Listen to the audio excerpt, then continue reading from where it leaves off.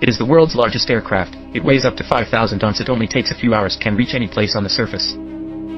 This aircraft can also carry 25 fighters, more than 400 sailors and pilots, flying at full speed. It can reach 600 kilometers per hour.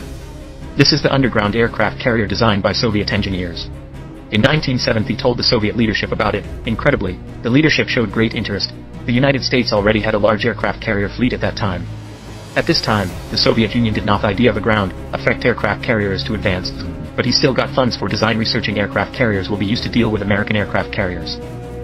This ground effect aircraft carrier is enough to carry 25 aircraft, and it can sail at a speed of 600 kilometers per hour. It can travel thousands of kilometers in a few hours. It can use the phenomenon of ground effect to produce an air cushion. It forms a high pressure area under the fuselage, so that the resistance is reduced. It gives up the traditional design of lightweight.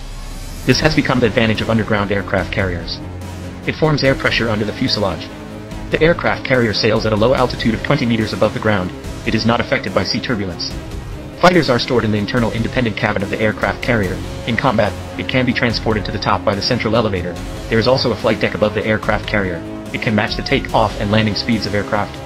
This is a very wonderful idea, but it only exists in the brain of this engineer. In technology, in the 1970s, it was very difficult to build at that time, and the Soviet Union could not invest a lot of resources to support it. In 1970, the engineer died. Then, the idea of a ground effect aircraft carrier also disappeared without a trace.